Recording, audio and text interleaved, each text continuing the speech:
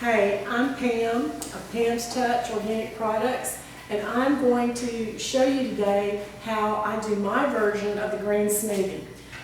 Green smoothie is super popular all over the world today, and everybody has a version. And if you don't have one, I'm going to show you what I do, because I get asked this question all the time: how do you make a green smoothie? So there's still people out there that don't know exactly what goes into it, or how you can enhance it and even make it even better.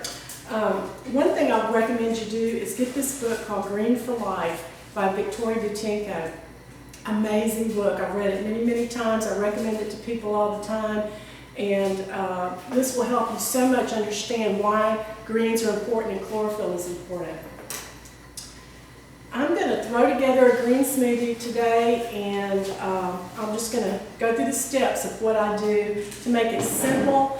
I'm not a huge fruit person when it comes to the green smoothie. I really believe it's the greens we're going after, not so much the fruit. Although I do use the fruit to make it taste good, and obviously fruit has benefits. If you want to do a fruit smoothie, that's a whole nother smoothie in my opinion, and so we're going to go for the greens today. So basically what this green smoothie is 2 cups of liquid of whatever you want to use, and if you don't want to use anything but water, that's fine. What I use is a cup of water, and I started with just 2 cups of water when I first did this years ago. Now I use a cup of water, and I use a cup of humic or fulvic minerals. This happens to be fulvic minerals. They have no taste particularly. They have many, many plants in them, everything that occurs in nature in small amounts in them. So I like to, get my mineral water in there. So basically it's mineral water. So I do 2 cups of liquid, and then I'm going to, if I have one, I always use an avocado pit, and I happen to have one today. Avocado pits are loaded with nutrients. There's everything in there that's needed to grow an avocado tree. Lots of good fiber. You can look up and read about avocado pits. I'm just going to throw it in there today just to get it going. So I'm going to use that. I do put some powders in mine. You don't have to do this. You could do 2 cups of liquid, the fruit, and the greens. But I'm going to make it a little jazzier today. What I'm going to use today are powders. I try not to take up any room from the fruits and vegetables, and the powders don't. So today I'm going to use approximately a tablespoon of raspberry powder. Raspberries are super good for you. Have lots of phytonutrients, nutrients from plants in them. And I'm also going to use a wheatgrass powder.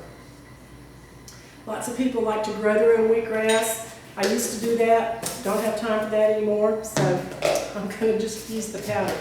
I also am going to use organic broccoli sprouts. Lots of good things in broccoli sprouts. Now you could use whatever powders you want. These are just 3 that I happen to use.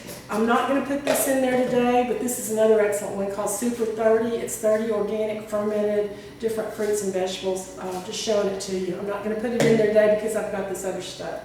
One of the things I always put in there, and again this is optional, is Pomamax.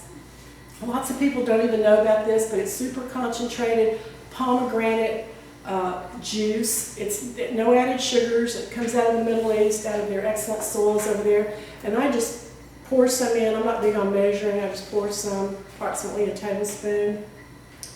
All right. So basically what I want you to get out of this is the 2 cups of liquid. I did do additives in there, but basically if you don't have any of these things, you can start today just by your 2 cups of liquid. Okay, 2 cups of water.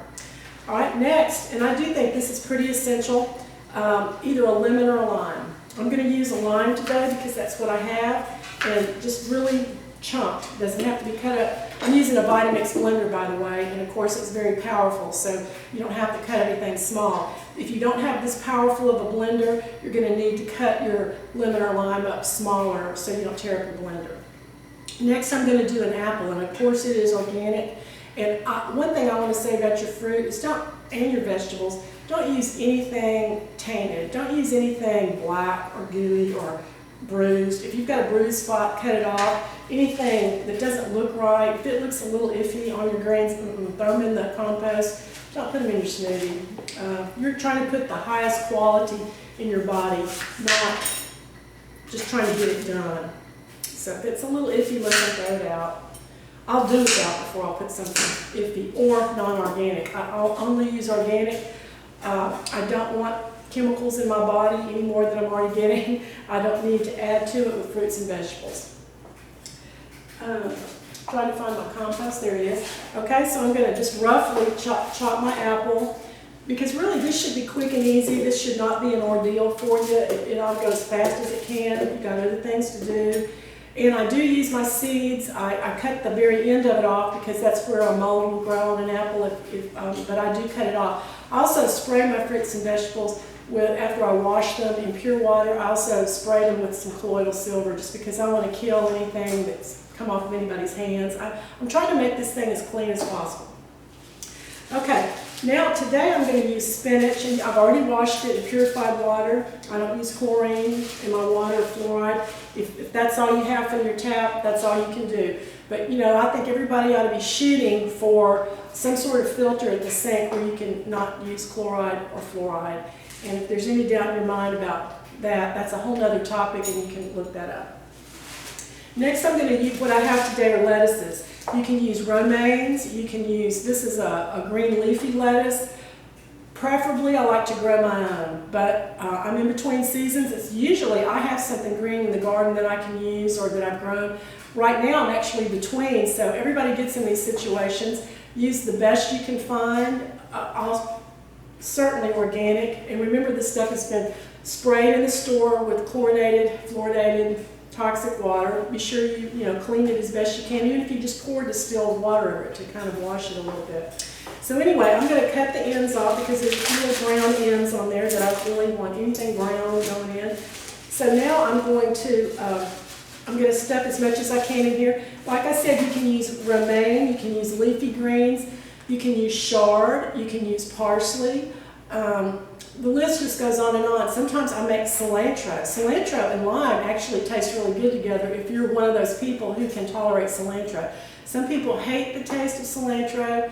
I personally love it. The other thing I like to tell people is be sure you rotate your greens. Don't use the same thing day in and day out for months on end. If you have to use spinach because that's what's in your store and that's what's fresh and clean and organic, use it. If parsley, whatever it is, use it, but don't use it forever. Be sure you change your greens up at some point and rotate them. You can put 2 or 3 different types in at once, or you can put one type. So anyway, today I'm using lettuce and I'm using spinach. Tomorrow will be another day, don't know what I'll use then. And now I'm going to blend, and so we'll come back to you after I blend so you won't have to endure the blending.